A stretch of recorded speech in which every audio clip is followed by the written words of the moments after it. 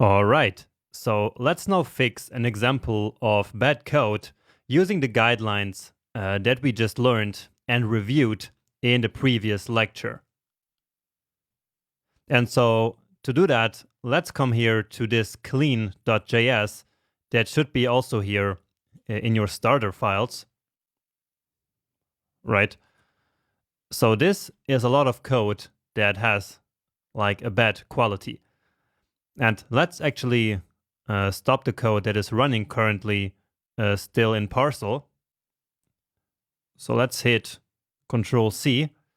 And so this will then stop Parcel, because now we are no longer interested in this script here. So not in this script and not any of the other code. So let's actually take this one here out in our HTML now. And let's just make sure that we have the correct one. And yeah, let's actually do that here in this one right now. So let's duplicate this line and then comment this one out and here only include clean.js.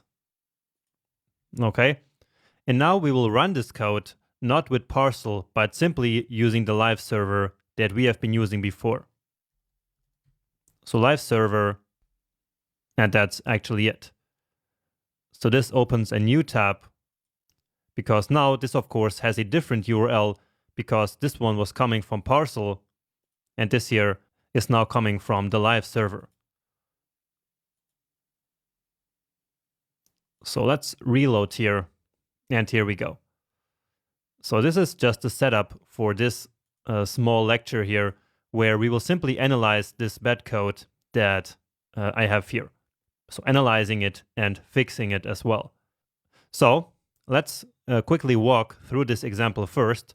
So here we have this shopping cart, which is an array with a couple of objects, and it is called SC here. Then here we have this allow object, which is basically the maximum number of products that is allowed for you to buy in each of these cities. And here we only have Lisbon and then all the other cities. So you see that here, for example, we have 6, but if you're in Lisbon, then you can only buy 5 of them. And so therefore we then have a function here which is called check, which basically checks if each element in the shopping cart follows this maximum allowed value here, so number of products. So for example, here we are calling this function with city, which is Lisbon, and so therefore then these 6 breads here will be corrected down to 5, because that's the maximum in that city. And here the same for this water, so these 10 will get corrected down to 5. Okay, so basically this function will change the shopping cart variable that's outside to respect these values that are here in this allow variable. Then after that, there's a function to create a description of each shopping cart. And so for that, we simply take the first element of the shopping cart, then take the product and the quantity, and based on that, this string here is created. So something very simple. And so you see that it actually already works. So here in the output, we have now the new shopping cart. And as I mentioned before, bread and water were corrected down to 5. And so the description of this shopping cart is order with 5 bread, etc. So the code works, but it doesn't really follow the guidelines and principles that I showed you in the last lecture for clean and modern code. And so let's now fix that. And I'm actually going to start by setting all these vars here to const and let. So I'm hitting Command D to select all of them. So const, except for values that should change later. So that's this description here, which will be set later here. So this has to be a let, at least for now. Then the same here for allowed, which will be set here inside of these blocks. And then let's see if we have another one. Yeah, I think that's all. Let's reload. And it is still working the same. Next, let's give all of these variables here a better name. So SC doesn't really mean anything. It's not descriptive at all. right? And so let's rename the SC everywhere to shopping cart. So I will hit Command, or for you it might be Control or Option, and then I will click on this SC and on this one and here and here and here. And I will change it to shopping cart. Okay, then this object here is really an object of the allowed products. So this is not really allow, which is more like a verb. So this kind of sounds like a function, but instead this simply is basically the number of allowed products. So allow here and here, and let's change it to allowed products. Could even call it number of allowed products, but then the variable name would also become very long. Next, we have this description, which is created here in this function. And let's call this one here an order description. So order description, and the same here in the function name as well. So let's call it create order description. And again, everything keeps working just the same. And finally, let's also change the name of this function to check and correct allowed products. Okay, and this function name is really long. Maybe we could have just called it like check allowed products or check shopping cart, but then that is a matter of personal preference. But what matters is that the name of the function actually says what it will do. So we fixed some of the easy things, and so now let's actually get started in changing this function here itself. So this function right now only receives the city so that it can then analyze the shopping cart and allowed products. So basically it manipulates a global variable, and so here we already start to see a problem. I mean, it's not really a problem, but we can start using the functional programming techniques that we learned by the end of the last lecture. So let's try to transform this function here into a pure function. So basically a function that does not depend on any data on the outside, and it also doesn't manipulate any data from the outside. So a function without side effects. And so in order to do that, we need to pass all the data that we need into the function. Okay, so let's call them here cart, just so they have different names. And then let's call them number of allowed. Okay, and then down here we pass in these values. So that's shopping cart here, and then the number of allowed right here. And of course that is not defined. It is of course called allowed products out here. Okay, and so now let's change the function here inside. So the goal of this function is to return a new shopping cart object with the correct quantity values. So instead of mutating the object that we already have. So again, we will have a new shopping cart object which will respect these allowed products here instead of changing the shopping cart that is here in our code. All right. So let's start doing that. And we can start immediately by removing this unnecessary nesting that we have here. So here we have an if block that we don't really need. So instead, we can use a guard clause. So let's say if no shopping cart, or actually it's just called cart now. So if no cart dot length, which basically means that it's 0, then return, and we then want to actually return an empty array. Because remember that the goal of this function is to actually return a shopping cart. And if the original cart is empty, then the new one will also be an empty shopping cart, which is simply this empty array. So now we don't need that anymore. And you see here again that our code keeps working. Next up, we want to compute basically this allowed variable. So basically simply the number of allowed products based on the city that was passed in. So here we did this long if-else check, and if it was Lisbon, then allowed was, well, allowed products.lisbon, and if it was something else, then we simply took allowed products.others. So here, of course, even if we wanted to keep this if, it should be like this, but instead, let's actually use a ternary operator. So we can directly create the allowed variable without having it empty first and then reassigning it.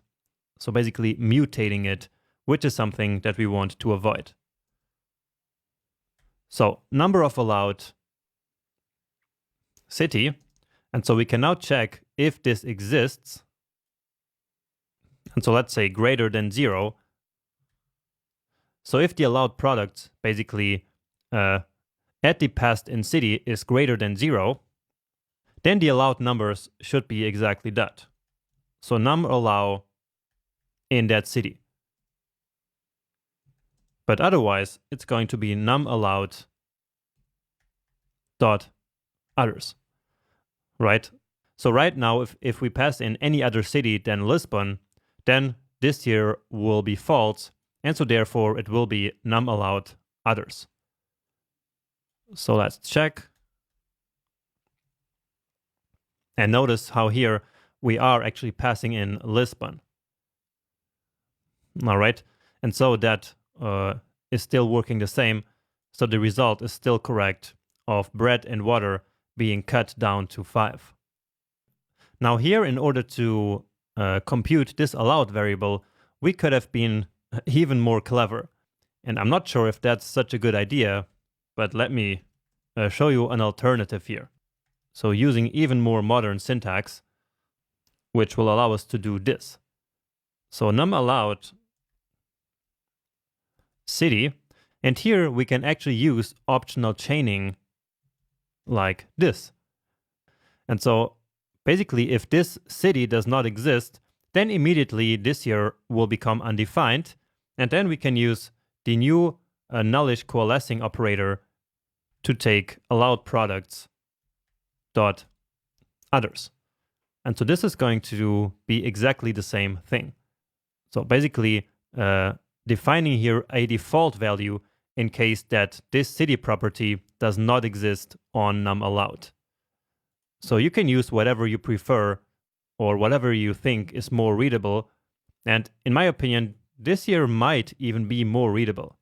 And so this is going to be the one that I will keep. Next up, here we have a for loop. And so if we want to follow the more declarative syntax or the functional programming syntax, then we should not use the for loop and instead opt for a map method. So the for each method actually also doesn't work in functional programming because for each creates side effects. So it does something outside of its function. While on the other hand, the map, filter, and reduce methods, they will all create new arrays. And so that's exactly what we want in functional programming. And again, if all that sounds a bit too confusing, then don't worry. A bit later, there will be a whole section on functional programming where I will also explain why this is so good. So why it's so good to create new variables instead of mutating others. But anyway, let's now create a new card here, which will be the result of the map method. And so that's going to be card map. And now here, each of the elements is an item, let's say. And now here in each iteration, we will actually create a new product. So a new product that we will return, which is based on the original one. And so with this, we will then not manipulate our original state data out here, right? So if we simply did like item dot quantity and set it to something, then that would actually manipulate this data that's out here. Because remember that we really did not copy the entire object when we passed shopping cart into the function, right? So we learned about that many times before. Again, if I would now change the item dot quantity like this, then that would affect the actual object that's out here. And that's what we want to avoid. And so therefore here we will return a new object in each iteration.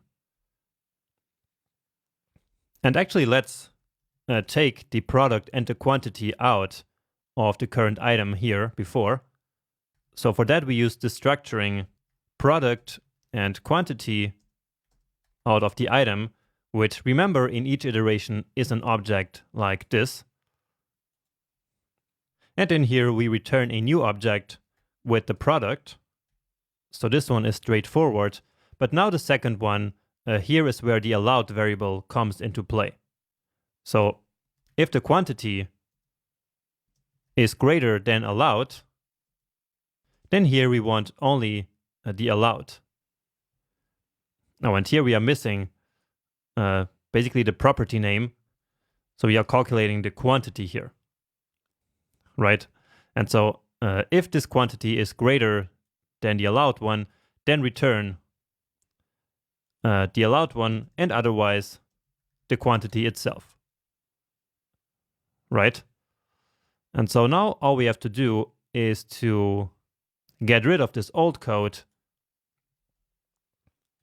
and return the new card. And let's see if the result is still working. And it looks like something is wrong here. So let's come here and console.log these two values, product quantity, and let's say also the allowed value. Okay, so actually everything seems correct here. Oh, but now I'm seeing the error.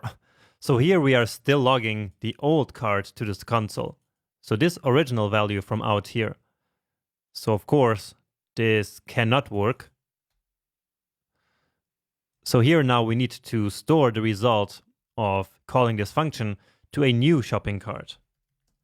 So let's call it the allowed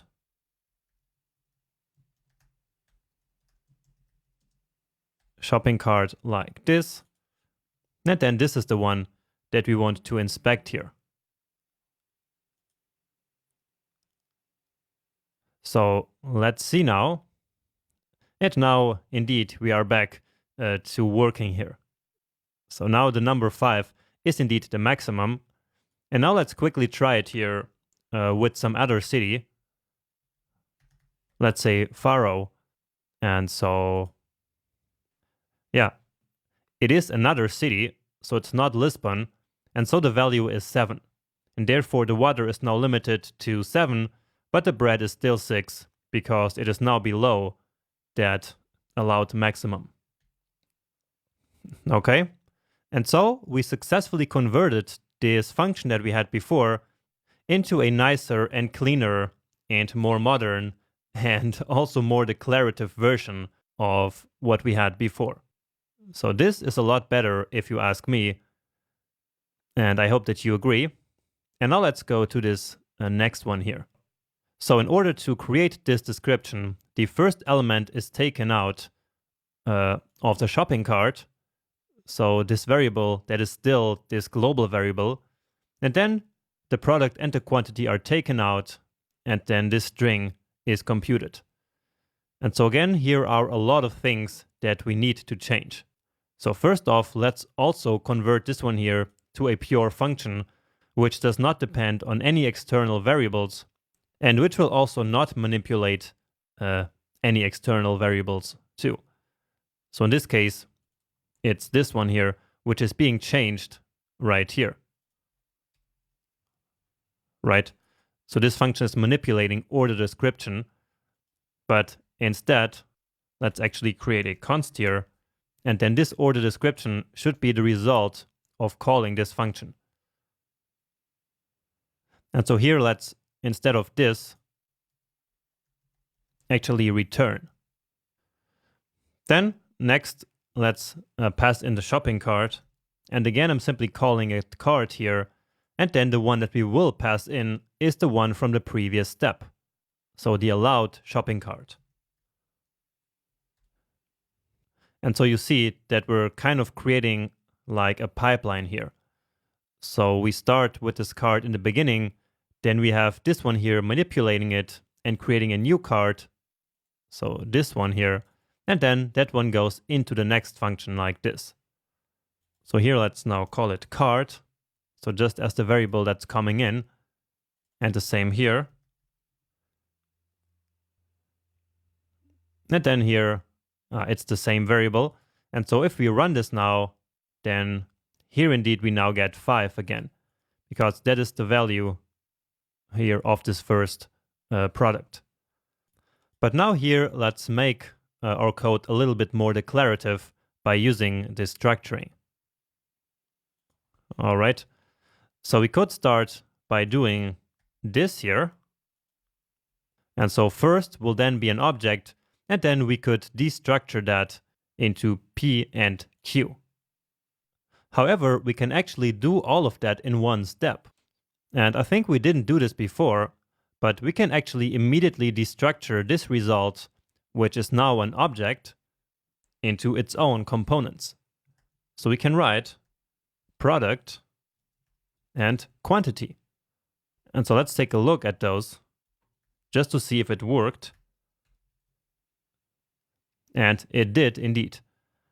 Now, of course, we now get this error here that first is no longer defined, but what matters is that this structuring also works like this.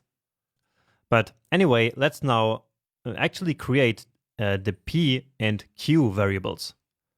So you might think that we should simply use product and quantity, and usually I agree, but sometimes it's also okay to simply have really short variable names as long as we know what they mean. So you should not always do this, but sometimes you can simply do here in the structuring, say that the product should be called P and the quantity Q. So remember that this is just another thing that we can do in destructuring. So now it's back to working, and so finally we have to fix this latest part. So multiple problems here. First, we are not using a template literal, but instead we are using this more imperative way. So here we are telling JavaScript explicitly, step by step, what it should do. So take this string, then add Q, then add an empty space, then add P, and so on and so forth. And so instead, we are going to use a template literal, which is a lot easier to use, and it's also more declarative. Then besides that, we can also get rid of this if-else statement and refactor this very nicely.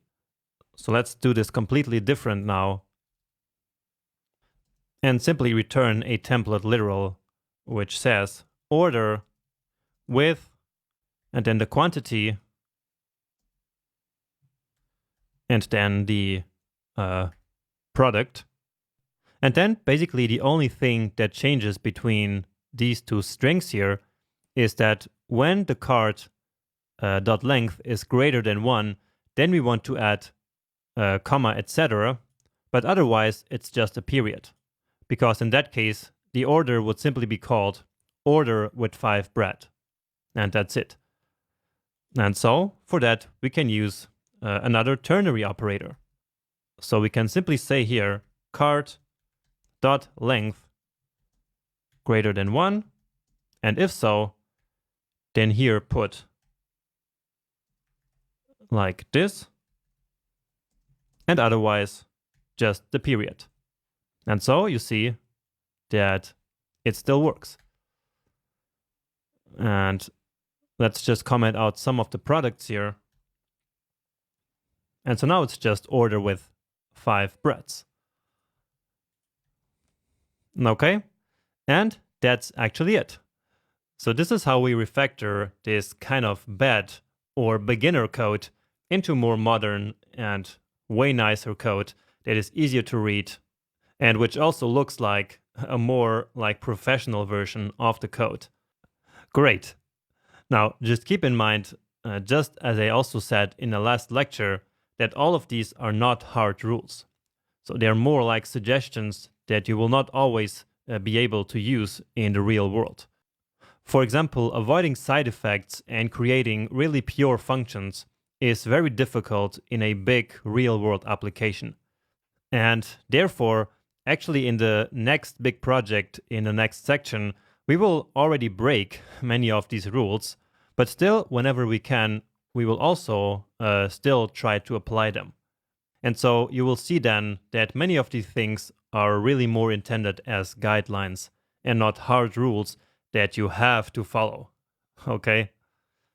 But anyway, you're now ready to finally start building the biggest and kind of final project of this course. And so let's now go do that.